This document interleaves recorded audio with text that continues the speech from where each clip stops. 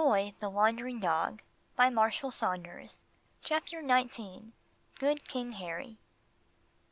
So much for the Bonstones. Now for my own dear family. We are not as high up among the hills as they are. My master bought, not a regular farm like the Bonstones, but what they call a gentleman's estate.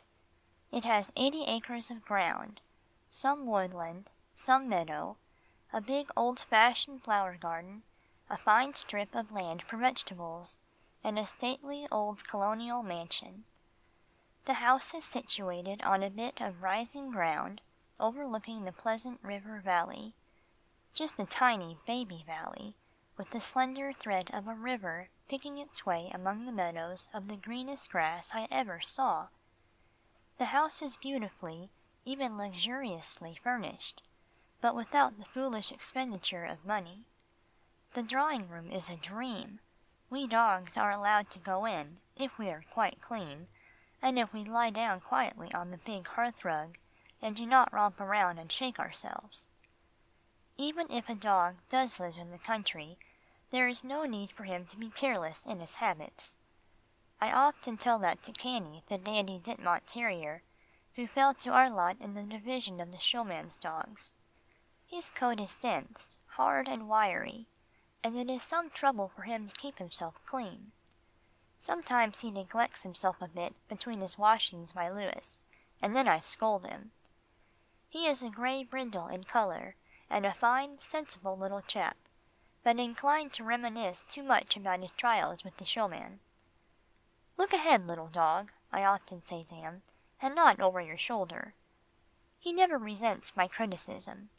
He is a very docile, courageous, and affectionate dog, and a great favourite with everyone here. Beside Canny, we have King Harry, the best specimen of a bloodhound I ever saw. His magnificent domed head and wrinkled forehead give him an appearance of great wisdom. His eyes are small and deep-set, with a third eyelid. His ears are long and fine in leather, and hang close to his kind old cheeks. His muzzle is long, deep, and blunt at the tip, and he has a dewlap in the front of his throat. Oh, what good talks I have had with this noble dog! He has told me the whole history of his race. I never knew before that they are called bloodhounds because they were used first of all to track wounded animals. They were known in ancient Gaul, and there is distant mention of them in England during the reign of Henry III. De Soto, in his expedition from Spain to Cuba, brought a pack of bloodhounds with him to subdue the natives. Some of these same hounds were brought to our southern states, and now there are plenty of them there, and they are known as man-trailers. So the present American bloodhound is a descendant of the old Spanish kind. King Harry is of an English stock. He says his grandmother, Old Lady Grey, had the longest list of cases to her credit of any dog in America. When I asked him, one day after we first came here, what he meant by that, he said that she had captured 30 criminals, men and women who had burnt houses or killed someone. How would she do it? I asked him. He said he asked his grandmother many times to tell him about the way she was trained, and she said that she was one of a litter of 5 puppies. Now our owner wished to know which of the puppies had the best nose, so he used to approach the tightly boarded side of their yard on tiptoe and put his eyes at a knothole. "Oh, I see," I exclaimed. "That was to find out which pup discovered him first." "Yes," replied King Harry. "My grandmother was always the first to wind him, so he gave her special training. When she was 4 months old, he taught her to lead quietly, neither pressing forward nor holding back on the chain. Next she was taught to follow, and to come at a whistle." "All this was for obedience, I suppose," I remarked. "Yes, and to form her character," said King Henry. "Next she had to learn to jump in and out of a buggy. There were no automobiles then. To climb fences, to swim creeks, to get accustomed to the noise of a town, and to become used to strangers, but never familiar with them. She was not allowed to play with children, nor with other dogs, just with her owner, Tim Dobson. When she was 8 months old, Dobson took her to the woods. A stranger held her by the collar, and Dobson started off with an old towel in his hand. He kept shaking it at my grandmother, who strained at her collar, and was finally released by this assistant. "Why the towel?" I asked. "To make her anxious to play with it, and to reach her master." This was the overtaking lesson, and it was repeated several times. Then came the lesson in trailing. Dobson hid behind a tree, and when he was out of sight, the assistant released grandmother. As soon as she reached the place where she last saw Dobson, she dropped her nose to the ground. She never had much trouble in owning a trail. "What's that?" I asked. Recognizing the scent of the person she was following. She had a grand nose, and Dobson used to keep bits of meat in his pocket to reward her for quick work. She was taught to bark on trail and bay at hiding places. Then, when she was well educated along this line, Dobson changed places with his assistant. "You mean Dobson ran with your grandmother, and together they trailed the assistant?" "Yes. Dobson kept changing his assistant so she wouldn't get familiar with him. She would make him strip off his coat and run. Then grandmother would smell his coat. The older the coat, the higher the smell, and Dobson would run with her, and encourage her to trail him. The assistant used to have other men cross his trail. He would wade in creeks and walk along fences, but grandmother nearly always got him, even when she had to work out a cold scent." "I would like to have seen that fine Lady Grey," I said enthusiastically. "I am said to look exactly like her," said King Harry, with a melancholy smile. "But alas, I was stolen when a puppy, and I can only do amateur work at trailing. However, if you just want to see my grandmother, look at me." I smiled, and he went on. Next thing came the taking up of a trail with which grandmother was unacquainted. Dobson had the man who was to be trailed go along an old stable with an earth floor. He would walk about a few minutes, throw down his hat, and leave the place. In 10 minutes Dobson would take grandmother there. Keeping everyone else out, let her smell the hat, then hunt up the owner. "How interesting all this is!" I exclaimed. "I had no idea such pains were taken with the training of bloodhound puppies. I thought the trailing gift came by instinct." "Everything that's worth anything costs trouble," said King Harry. Grandmother said as soon as she learned how to take a trail freely and eagerly, she was entered to horse and man trailing. "How did they do that?" I inquired. The assistant led the horse 30 yards, being right out in front of him, so the horse would be on his trail. Then he mounted, rode 30 feet, dismounted, led the horse 50 feet, mounted, rode 100 feet, dismounted, and led. "Well," I said, "no wonder your grandmother became so clever." "Clever," repeated King Harry. "She was a marvel. She once followed a trail that was 30 hours cold." "Whose trail was that?" "A poor, crazy colored woman. She had set fire to her house, tried to kill her husband, and then ran like a fox to a swamp. Grandmother followed her from 7 o'clock one evening till 2 in the morning, and the poor creature was found more dead than alive, and put in a hospital, where she subsequently recovered." "I have heard that bloodhounds are very fierce in disposition, but I don't find you so," I said. "Some of them used to be made so," said King Harry, "but they are really just like other dogs. Treat them kindly, and they will treat you kindly, and a bloodhound can be trained not to lay hold of a fugitive." "I say, King Harry," I remarked, "dogs are wonderful creatures. It's a pity men don't understand better how to utilize them." "What gets me most of all," said the dog in his melancholy voice, "is the unappreciated devotion of dogs. I heard your master telling the other day of a friend of his who was in Belgium during the late war. He said that no human beings were more faithful than dogs, that the Red Cross animals were simply magnificent, and even the poor house dogs who were left in the Belgian villages when their owners fled for their lives were so devoted that they sat by their kennels till they dropped dead. Even when food was offered them, they turned their heads away. The poor starving brutes thought it was right for them to stay by their ruined homes, and not to take food from strangers." "Don't talk about that war," I cried.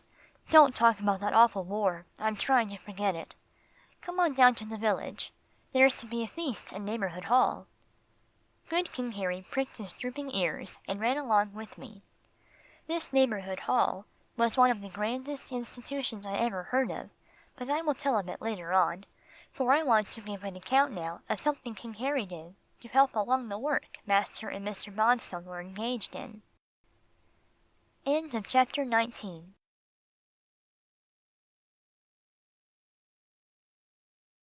Chapter 20.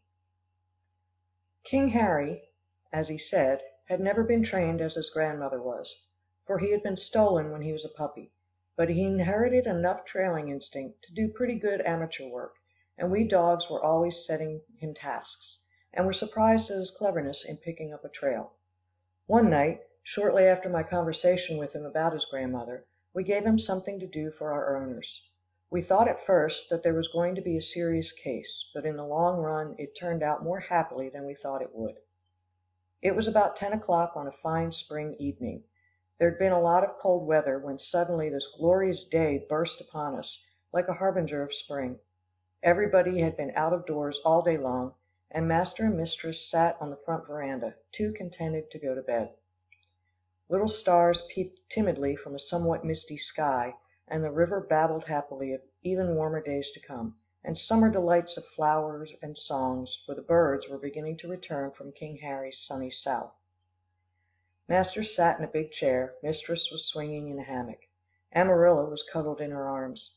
I lay under the hammock, King Harry was sprawled on the gravel walk below, and Canny, the dandy Dinmont terrier, had gone down to the river to get a drink. We had steps down to the pond near the house where the goldfishes were, but he never would drink from the place where those yellow things lived, as he called mistresses, Japanese beauties. The night was very still, and presently I heard Canny's soft patties coming back, pit-a-pat with excitement. King Harry didn't notice this. The good dog depended more on his nose than his ears and eyes. Perhaps from having been with human beings so much, I see and hear more quickly than most dogs. Something was the matter with Canny. That was one thing sure. I ran down the veranda steps and put my muzzle close to his. "Lie down and out with it," I said. He flopped on the gravel beside King Harry.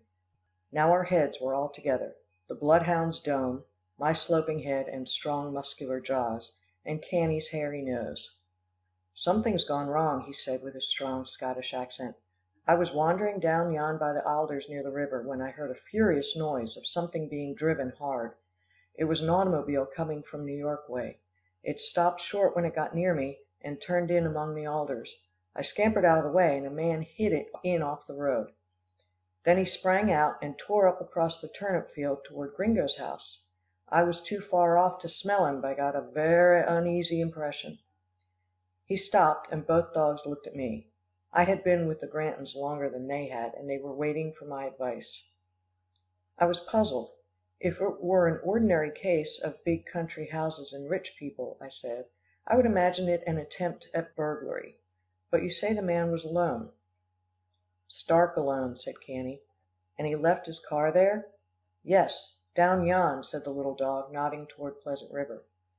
"You see," I went on, "master and mistress and the Bonstones haven't anything worth stealing, but grandfather's clocks, and pianos, and old furniture. They've given away jewelry and silver, and anything that would tempt their fellow men. However, it's our duty to investigate. Lead on, Canny." He galloped ahead with King Henry, and I paused an instant and listened. "Rudolph," my mistress was just saying, "I'm sleepy. I think I will go to bed." "Very well, darling," he replied, and he got up and helped her out of the hammock and opened the screen door for her.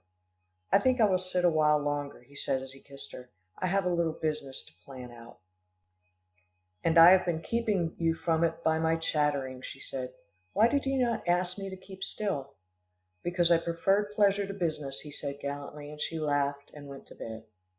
That just suited me. She would be out of the way if we wanted master, and he was sure to sit for a while, for he was a most scrupulous man about keeping his word, even to himself. I raced after my dog brothers. The night did not seem as dark as to human beings. Canny was on his hind legs peering into the car, and King Harry was up on the seat, snuffing and blowing over a pair of driving gloves.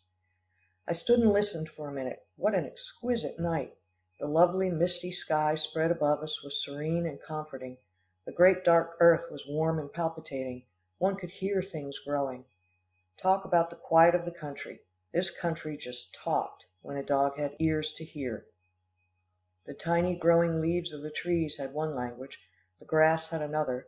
There was no mistake about the joy of the frogs, they were simply yelling with delight to think that summer was coming. Just here King Harry jumped down. "I needn't have stayed so long," he said, "but I wanted to do some fine work." "What have you found out?" I asked. "Your eyes are blazing." "It's that demon Fifeson," he said. "No trouble to find his scent, but I wish to know whether he's after good or evil." "I hear he's reformed," I said, "and is doing well in a garage on Broadway." "I hate him," said King Harry. "I suppose it's wrong, but it will take years for me to get over my resentment toward him. He never hurt me much. I had simply to draw a wagon on the stage, but it used to make my blood boil to see him flog that small Amarilla." "Never mind that now, old man," I said. "Tell us what you've discovered." "When a man is in a furious rage and about to commit a crime," said the hound, "a strong, acrid smell emanates from him. Those gloves are damp and excited as to scent, but not criminal. I guess Fifeson is here on business." "Maybe it's good business," I said. "We canna tell," said the little Scotch dog cautiously. "For what did he hide his car?" I suspicioned who it was, but didn't care to tell till I was sure. "Come on," I said, "let's follow him." King Harry put his old muzzle to the ground, but before he did so he said, "Of course, I'll follow mute." I nodded my head, and we started off up the road, going not very fast, as King Harry was not an expert trailer. He nosed to and fro, and Cannie said impatiently, "I tell you, man, he crossed the turnip field." "I'm not going to be lifted," said King Harry stubbornly. "You never indicate to a hound the direction in which his quarry has gone. I'm doing this anyway. Kindly hold your tongue." The abashed Cannie slunk behind me, and we went up across the turnip field in King Harry's good time, down to the hollow where the long meadow grass grew, across it through the pine wood belonging to us, and into the pasture belonging to Mr. Bonstone. The sweet wild grass was soft to our paws, and we skipped over the many rocks sticking their ribs up through the ground. We cantered easily along, and King Harry took us to a path leading to the young orchard at Green Hill, then to an asphalt walk that ran from the house down to the electric car track in the road. This walk was for the convenience of the farm hands when they wanted to take the car to the city. The men would start out from their rooms over the stables with nicely blackened shoes, and Mrs. Bonstone had suggested that this walk be made so they could arrive in the city with smart looking feet. Well, King Harry soon had us in the vicinity of the stables. This meant that all the Bonstone tribe of dogs had to have a muzzle in the affair, though we would just as soon have worked the thing alone. Sir Walter Scott was the first to challenge us. "Woo woo," we heard in his deep growl as he lay crouched behind an apple tree. As quick as a flash his tone changed. Our scent had been born on the night air. He ran to meet us, nosing hurriedly to find out what this late visit meant. "Wow wow," came from the stables in Yeggie's sharp voice, and without waiting for Joe to wake and let him out, he took a flying leap through the open window to the roof of the harness room, and came limping to greet us. "Shut up," I said irritably. "Why don't you wait and think before you bark?" "Yeggie always barks first, and thinks afterward," said the little dog, and he licked my ear so humbly that I had to forgive him. Czarina came among us like a silent shadow, and perked her long muzzle at me. "What's the matter?" she said. "Good London, he's off," I replied inelegantly. "All the king's horses and all the king's men can't turn King Harry from his trail." "Now we've got to trail him," said Czarina, "for he's out of sight," and she put her muzzle to the ground. "I think I'll stay with the hens," said Sir Walter, sitting down outside his kennel. "Betsy's in there, and she's fussing, for she can't see well at night. Bark if you want me." "What's up?" asked Weary Winnie sleepily. She was always the last to arrive, and now she stood blinking drowsily at us, and wrinkling her nose more than ever. "We're man trailing," I said. "Come on, youngster," and off I started. By this time every dog had caught the scent of Fifeson, and they were a mad looking lot. If they had followed the natural impulses of their plain dog hearts, I think they would have liked to tear that man to pieces that quiet summer night. But they were trained animals, and each one knew if they dared hurt so much as a hair of his wicked head, they would be severely called to account by Mr. Bonstone. So merely growling unutterable things, they all pressed on. Suddenly we brought up short near the house. There had been an old well on the place for a long time. It was, strange to say, close to the front door of the present house, which was built in a slightly different place from the old farmhouse. The well had been built over, and a bird's bathtub was on the top of it, surrounded by a clump of syringa bushes, so the pretty feathered things could bathe in the privacy that they love as much as human beings. "The brute's in there," hissed Canny between the two broken off teeth, knocked out by the amiable Fifeson. At that instant I felt a soft impact against my throat, and mighty glad I was that I stood on good terms with Gringo. The old fellow had slipped down from his master's bedroom by the winding staircase that led from an upper to a lower veranda. Mr. Bonstone never shut up, by night or by day, the best friend he had. He was at liberty to roam all over the farm if he wished. Gringo's old lay-back nose wasn't as good as mine, but he felt that friends were abroad, and he was right on the spot to help us if necessary. "It's Fifeson," I said. I might have known he was near, for Amarilla has been trembling all day. She's as sensitive as a baby. "What's up with Fifeson?" asked Gringo. "I guess he's all right," I said, "but we're watching. He's in that syringa bush." Well, there we sat for a short time, King Harry, Gringo, Czarina, Canny, Yeggie, Weary Winnie, and myself. The Frenchman didn't turn out. The air was so clear that we could hear every word spoken on the veranda. Though it was late, a neighbor and his wife were calling on the Bonstones, and we could hear the clink of glass as bottles and glasses touched each other. A shudder ran through the Fifeson dogs. They all hated the sight and sound of a bottle, for it was when their master was drunk that he beat them most. A thought came to me. I whispered to Canny, "Come on home with me," and followed by him, and taking the shortest cut known to us dogs, we just galloped back to the Pleasant River house. Master was still dreaming on the veranda. "Stay here and watch the house," I said to Canny. "I'm going to take him back with me." It was the work of an instant to spring at master's arm and look at him with my most burning glance. "All right, old fellow," he said, "I'll go with you." He turned round, glanced at Canny, who was sitting close to the door, not very well pleased at being left out of the fun, then actually ran to the garage with me, for he saw the occasion required haste, and got out his new French racing car. I sprang to the seat, barked in the direction of Green Hill, and in a few minutes we streaked up in front of the Bonstones' house. The callers departed when master arrived. Gringo said they had been there for an age. Master sat down and the Bonstones began talking to him, but he didn't say much. He kept looking at me, and presently I led the way to the syringa bushes. He saw the dogs sitting around, and said in a low voice, "Hello. Hello there. Come out, whoever you are." I thought to myself, master is a clever man.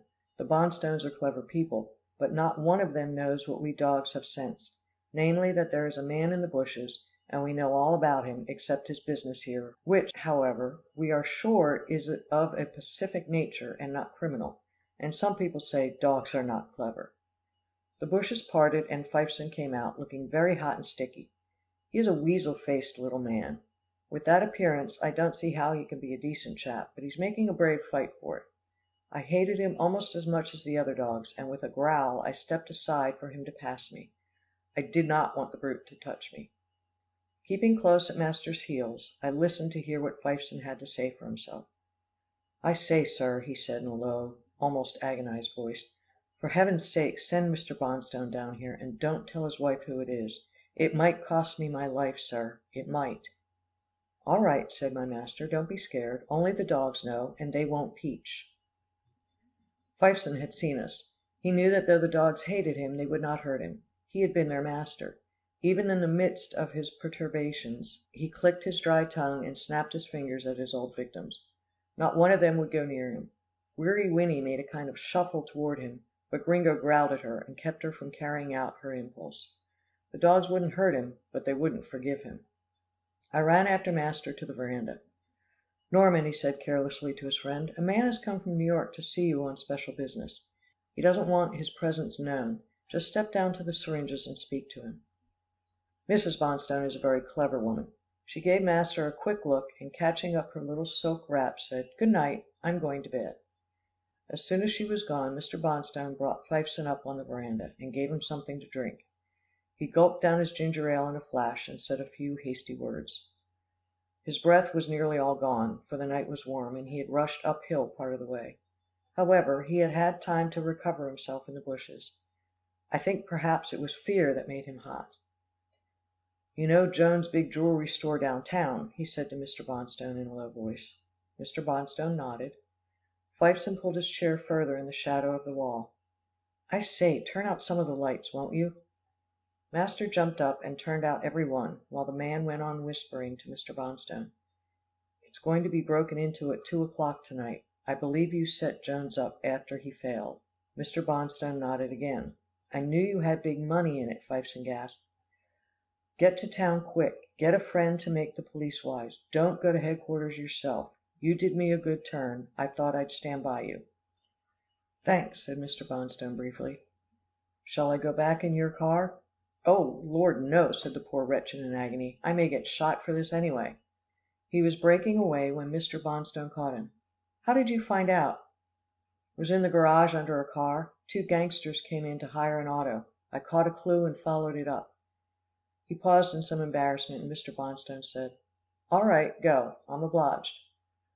Fifeson shot out into the night, and not a dog followed him this time. Mr. Bonstone turned to my master.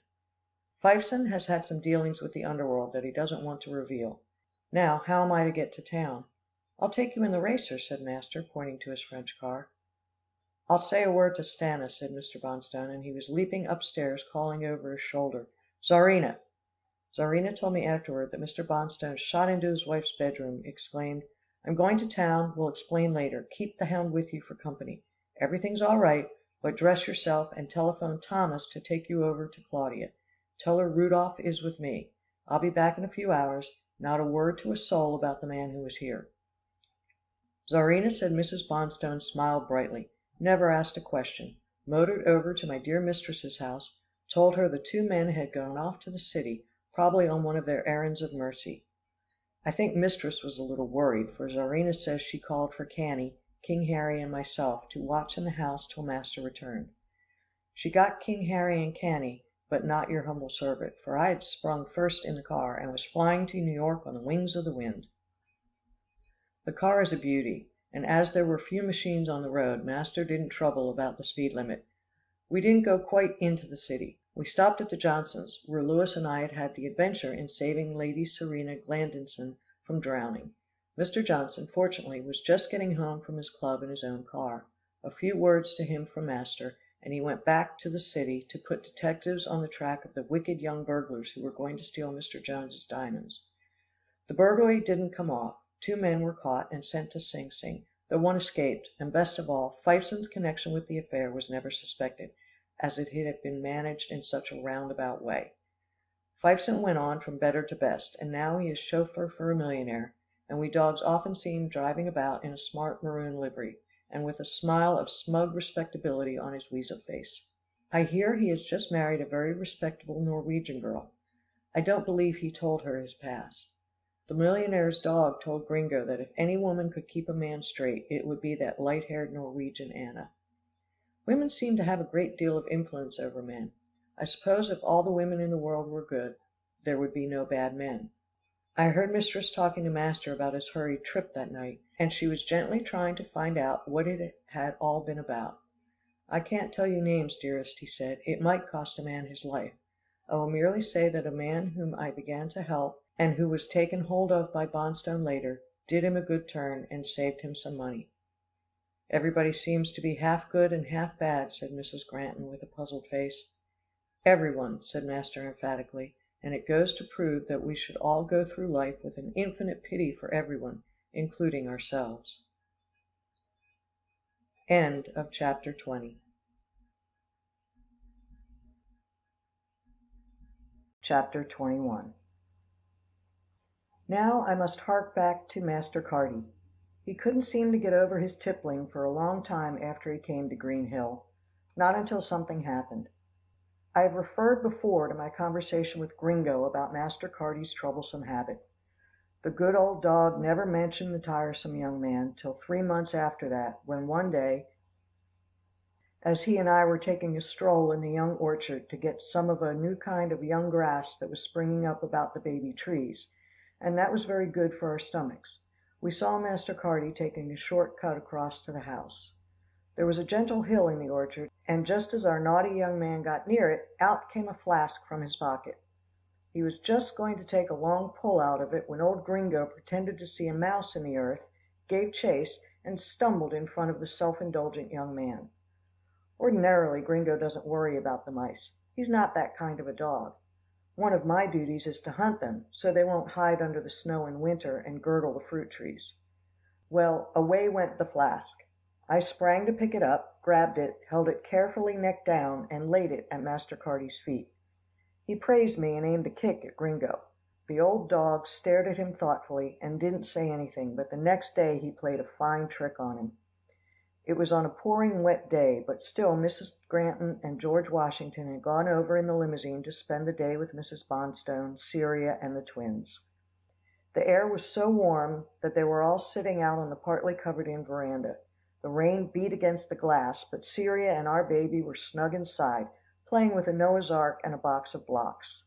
The two little tots sat on a rug, and the twin babies lay asleep in a pretty swinging cot.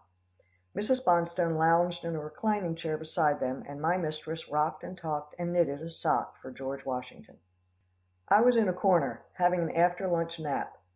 Human beings would do well if they could imitate dogs, and throw themselves down for a rest after eating. Usually they get up from the table and fly at their work harder than ever. After a while, I thought I would go up to the barn and see what the other dogs were doing, for no one was in sight but Amarilla, who never ventured far from Mrs. Granton. On rainy days it was the custom for the dogs to assemble on the barn floor to have a gossip. I found the whole bunch up there, every one with lip curled and indulging in a hearty fit of dog laughter. Even Gringo, who was not too old to enjoy a joke, was just shaking with dog amusement. The polite Frenchmen were giggling, while the nervous Yeggie ran up and down, squealing and yapping with delight. Czarina's aristocratic lip was curled high in enjoyment, and Weary Winnie, forgetting her laziness, was rolling over and over in the hay, ki-yiing with glee. Sir Walter Scott was missing. Probably he was huddled in one of the hen houses and letting the chicken Betsy roost on his back to keep her feet from getting damp. "What's the joke, boys?" I asked. "Let me speak, oh, let me speak," said the dancing Yeggie. "Mr. Carty comes home by the train. He has to walk from the station 'cause there's nobody's car there to give him a lift. Yeggie happens to be down there calling on a friend. Yeggie follows him home." This dog always speaks of himself by his name, instead of using a pronoun. He's a silly little fellow, yet lovable, and he has occasional strains of sense. "Well," I said, "I don't see any joke yet, but go on, and don't jump up and down the whole time you're talking." Yeggie continued. "Master Carty's rubber stuck in the mud. Master Carty said a naughty word, and stooped down to pull it on. Yeggie saw something wicked in his pocket." "A flask, I suppose," I said. "No, not a flask. That wasn't big enough for today. It was a bottle with strong stuff in it. Yeggie smelt it." "Well, what did Yeggie do?" I asked impatiently. Yeggie did nothing. He just watched. Master Carty was talking to himself. "If I take this brandy in the house, those blessed," only Yeggie didn't hear blessed, "women will be watering it, and I'm wet enough without any more diluting. I'll hide it." "And you marked the hiding place, and came and told Gringo." "Yes, Yeggie did," and the little jack-in-the-box almost danced his legs off. "And what did you do, Gringo?" I asked, turning to him. "I thought about that kick he gave me yesterday," said the old dog. "A man who starts kicking animals, winds up by kicking human beings. If I should ever see Master Carty kick Mrs. Bonstone, or the brown baby, I'd bite him. So I thought we'd better extract the kick right now." "Isn't this terrible?" I exclaimed. "He's bringing far too many bottles from the city lately. It's amazing how many drinks a day a man can take."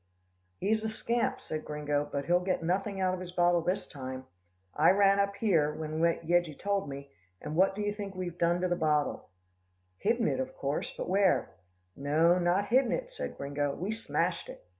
"Let me finish, oh, let me finish," squealed Yeggie, and he went on. "Master Carty didn't hide his bottle in the bushes the way he does sometimes. Yeggie saw him bring it here to the barn. He climbed the ladder to the haymow, he tucked it somewhere and came down.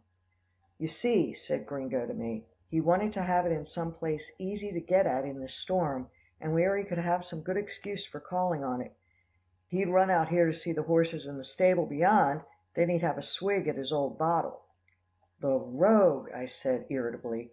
"Smell, smell, smell!" cried Yeggie, dancing up and down. "It's right here." I had noticed a heavy smell of brandy when I came in the barn, and now I trotted to the other end near the big open doors, and there on the floor lay the remains of a bottle on a bed of wet oats. One of the men had spilt the horse's feed, and hay and oats were all mixing up with the nasty drink. "But how did you get the bottle down from the haymow?" I asked. Old Czarina began to laugh, and licked the ear of the poodle next to her. "Frenchmen are clever," she murmured. I stared at the poodles. In the days of their captivity, they learned how to climb ladders. They were now never asked to perform any tricks. One day, when we first came out here, Mrs. Bonstone had shown a neighbor's boy what odd things they could do, and his mother told Mrs. Bonstone afterwards that he went home and tried to teach his dog and beat him cruelly when he would not learn until she interfered and took his stick from him. "That settles it," said Mrs. Bonstone. "No more clown tricks for our dogs. They may be as intelligent as they please along their own lines, but they shall not be asked to imitate human beings. They may do it on their own initiative if they wish." The Frenchmen, however, really liked to climb, and Mrs. Bonstone smiled when she saw those two white dogs going paw over paw up the ladders that led to the haymows. The barn loft was a great place for them to retire when they wanted a nap. The stableman, however, did not smile. One day I heard Thomas talking severely to the two Frenchmen who stood before him like two culprits. "If I ever catch you two young limbs messing up the hay for my horses again, I'll lather you," he said, and he shook a strap at them. "Horses hate to have dogs, and cats, and any critters lying on their feed. How would you like a horse to lie on your breakfast, huh?" And he hung the strap up where they could see it. The Frenchmen trembled and went away with hanging heads, and from that day to this, I had never heard of their climbing to the mows. So I said to Czarina, "Weren't they afraid to go up there?" "Ask them," she said with a motion of her noble head toward them. The Frenchmen bowed politely. They always did everything together, and each one lifting a forepaw, curled it slightly to signify that they had mounted to the mow and found the bottle. "And pushed it down?" I asked. "Yes, yes," said all the dogs. "My, what a smash it made!" cried Yeggie. Yeggie jumped, and then the smell! Wow! And he twisted his muzzle all up in a knot.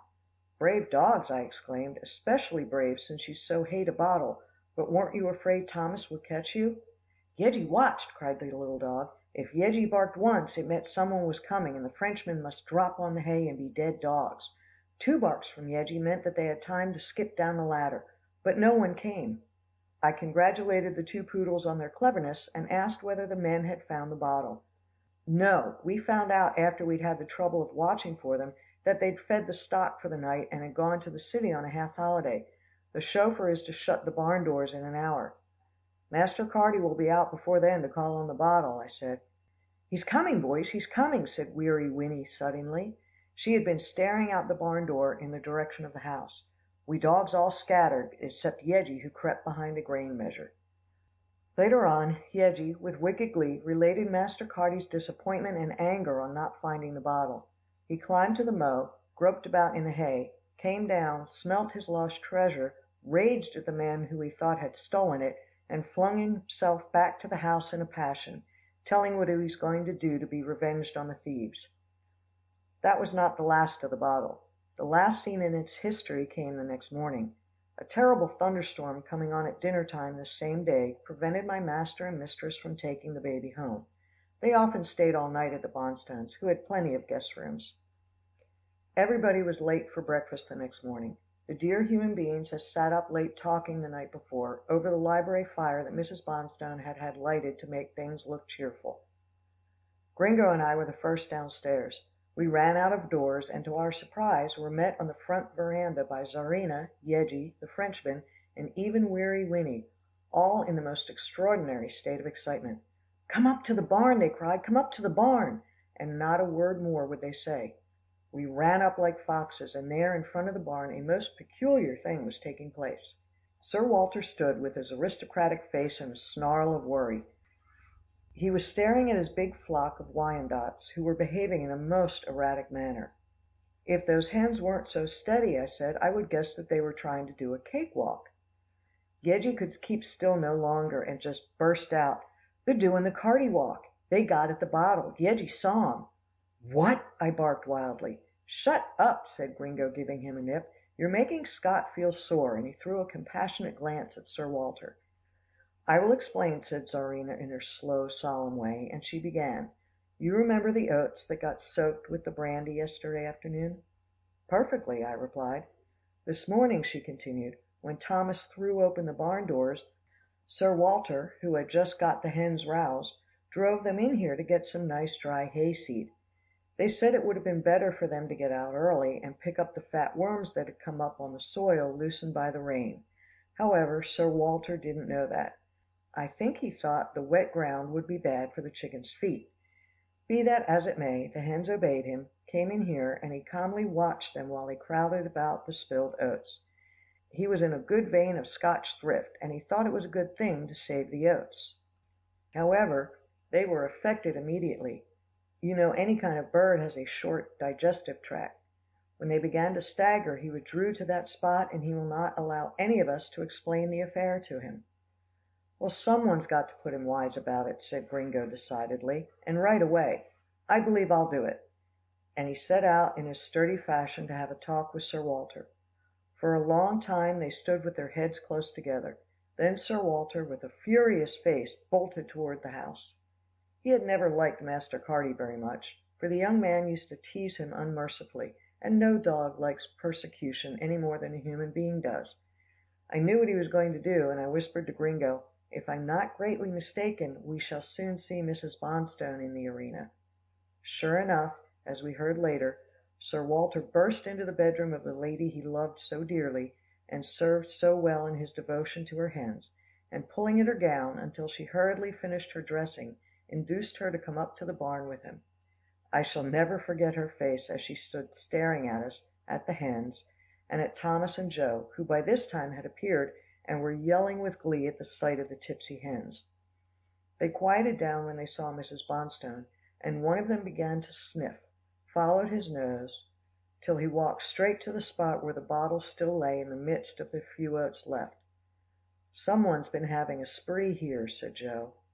Mrs. Bonstone swooped down, caught up the broken neck of the bottle, and despite herself could not help flashing him a suspicious glance. "I'm a teetotaler, ma'am," he said shortly. "Joe and me never brings nothing from the city." She winced as if he had struck her.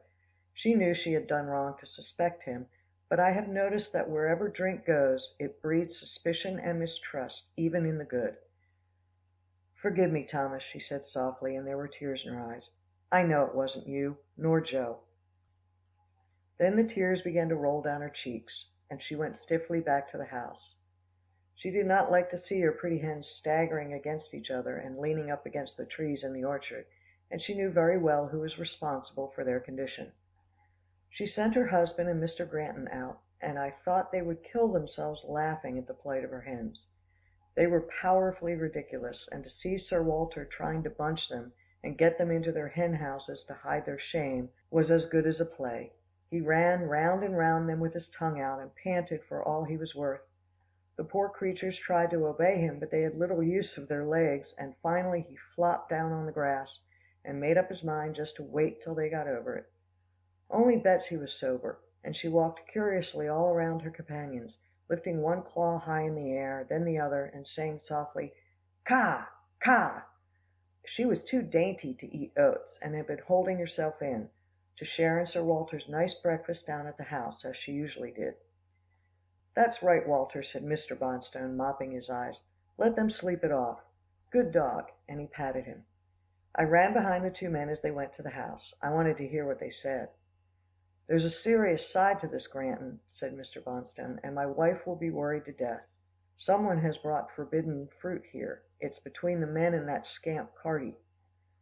My master was very careful about meddling with his friend's private affairs. However, he said softly, "No tramp could pass your dogs. I believe your men are beyond suspicion, but it's always safe to give the suspected person the benefit of the doubt." "All right," said Mr. Bonstone briskly. "We'll go on the supposition that the offender is unknown." The ladies were at breakfast when we entered, and very sweet and pretty they looked, as they sat at a well spread table, drawn up close to some windows overlooking the rose garden. My dear mistress had got a little more flesh, and I thought her quite handsome now, But she never ceased inwardly bemoaning the fact that her beauty had fled, though she said little about it. "Let it stay fled," Gringo often growled. "She's a better woman without it." "No, Rudolph, I don't want to look at drunken hens, or drunken anything," she said, when my master invited her to go up to the orchard and see how amusing the hens were. "Suppose George Washington should drink when he grows up," and she shuddered. "The drink will all be banished by that time," said her husband good naturedly. "You women are getting so decided on the subject." "I don't see how you men can jest," she went on. "I think it's a very sad subject, a very sad one," and she pursed up her lips. Her husband didn't answer, but he was pleased with her attitude, for he gave her enough fried chicken for 2 women, and usually he tried to scrimp her about her food, for he was so afraid of the dreadful flesh coming back. I think Mr. Bonstone was in misery till breakfast was over. He had put Carty out of his mind, and I knew that there floated continually before his eyes the vision of those white beauties who were no longer mistresses of themselves. He choked once or twice over his coffee, and finally he went off by himself in the rose garden, and indulged in what Sir Walter Scott calls a burst of Homeric laughter. "I don't see why he wants to laugh that way," Sir Walter often says to me. "It's so underbred. I like the way Mrs. Bonstone laughs much better." "He's having a good time," Gringo always growls, if he hears this criticism, "and he's hurting no one. Let him alone." Master Carty came in very late for breakfast that morning, and only the 2 ladies were left. He had slept off his ill temper over the loss of his bottle, and was in his usual waggish teasing mood. He pulled his sister's hair as he passed, and made an amusing face at Mrs. Granton. His sister began to whimper a bit, and I knew a scene was coming.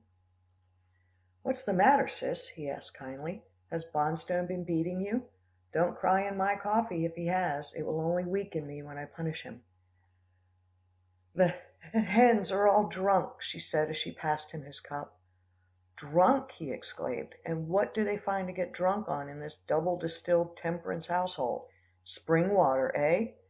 "Some one brought this bottle to the place," said Mrs. Bonstone, dramatically withdrawing from under the table the broken neck that she had picked up in the barn. Master Carty started and said, "Ye gods, have I found the murderer of my long lost brother?" Mrs. Granton chipped in here. She was hand in glove with Mrs. Bonstone in trying to reform her old friend Carty. "Perhaps some of your men have been drinking," she said airily, "and let some of the nasty stuff fall on the barn floor, and the hens ate the hayseed." This was not quite correct, but it served her purpose. "Jerusalem," said poor Master Carty. Gringo gave me a push. We were both lying on the floor in a big patch of sunlight, apparently observing nothing, yet taking note of all that went on. Mrs. Bonstone worked herself, or seemed to work herself, into a sudden passion. "I shall ask Norman to discharge both those men if they are guilty. I shall not have drunkards about the place. They might set the barn on fire." Now this touched Master Carty in a tender spot. He was mischievous and self-indulgent, but he was no coward. "Let me see that neck," he said miserably. His sister handed him the bit of broken bottle, and both women surveyed him narrowly from under their eyelids. Gringo and I were close to his place at the table, and we heard him mutter, "Well, I've got it in the neck this time, like the chickens." "What are you muttering, Carty?" asked his sister.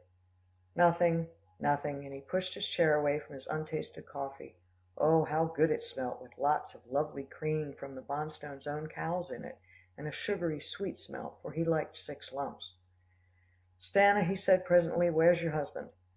"Gone," she said, "some time ago. He was in a hurry to get to town. We were late." "Then I'll have to tell you," he went on, with hanging head. "Don't blame the men. This bottle was mine," and he hurled the neck through the open window. I'm very sorry. I don't see how your hens got at it.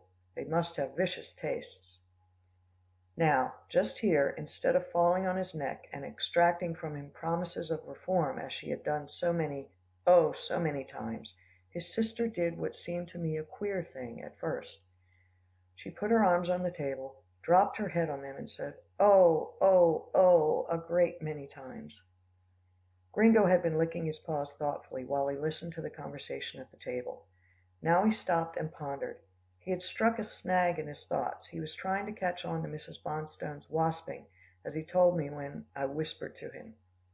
Presently he went on licking, and I knew he got the clue. "What is it?" I whispered. "She's going to make fun of him, poor soul," he responded. "She's tried everything else." Master Carty was striding up and down the room. "Stanna," he said, stopping short, "what's the matter with you? One would think you'd never seen a bottle before." "It's not that, brother," she cried, lifting her head and beating the table with both her little hands. "It's the ridicule that will be made of you. Norman was just roaring with laughter. He thought it was the best drink joke he had ever heard, and you know he is full of them.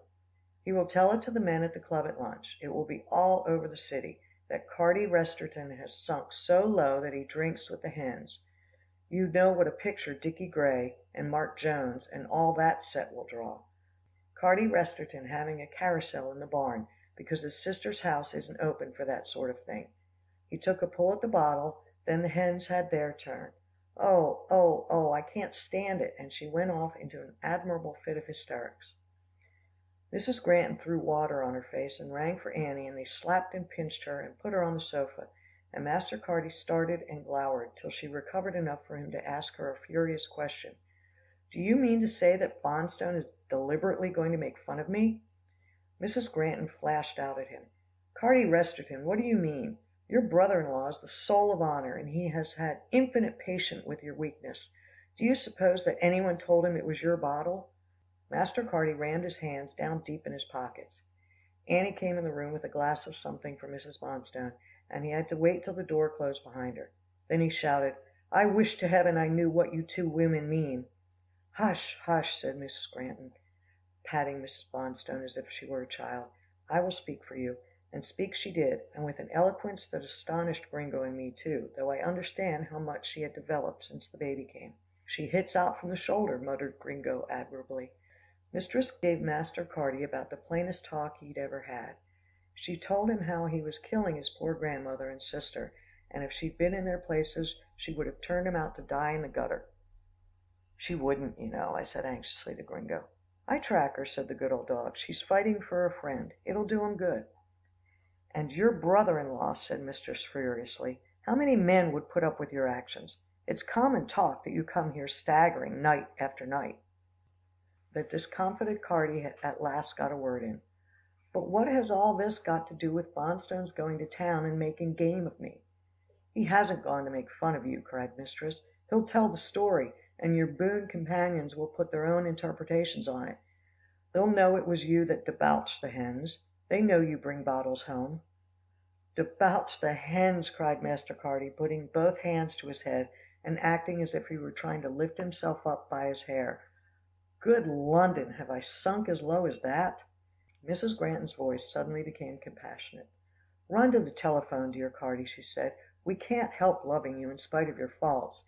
Telephone Norman, telephone my husband, beg them to say nothing of the occurrence. Beg them to keep quiet. Tell them it was your bottle, that your friends will put their own construction on the story, no matter how innocently it's told. Fly to the telephone like a good boy." Mistress glanced at the sofa. Her friend was with her. She was doing right. She urged Master Carty to the hall. She put the receiver in his hands. He called up Mr. Bonstone and my dear master. He faltered and stammered, and she supplied words. Finally the campaign was over, and he came back to the table where Mrs. Bonstone, having revived by this time, was sitting ringing for fresh coffee. Then didn't the two women pet him! He was their own dear boy. No one should make fun of him while they could protect him. No one must tell grandmother, she would be so shocked, and Master Carty alternately beamed and glowered, and cast puzzled glances at us, as if he didn't quite know whether to be flattered or disgruntled. They begged him not to go in town that morning, to take them for a drive, and presently the two women with the children, Gringo and myself, were spinning over the beautiful country in our big touring car, with Louis grinning happily as he conducted us. The roads were grand after the rain, and the country was a dream, everything being washed and clean from the heavy rain. Mistress took Carty to our house to lunch, and Gringo says when he went home late that afternoon, he walked up to the hen house and stared at the Wyandottes for a long time, with the most curious expression on his face. Then, Gringo says, he muttered, "A companion to hens! By Jove, I must look higher." He sauntered back to the house, mounted the staircase to his lovely room overlooking the beautiful blue garden with its rocks and rills, and after enjoying the view from the window for a while, got out a little book from a locked drawer, and wrote something that Gringo heard him read aloud. "Sworn off again, and by the hens I mean to keep my vow this time." He has kept it so far, though Gringo says Mrs. Bonstone often looks at him very anxiously. That's the worst of tipplers. You never know when they're going to break out again. End of chapter 21.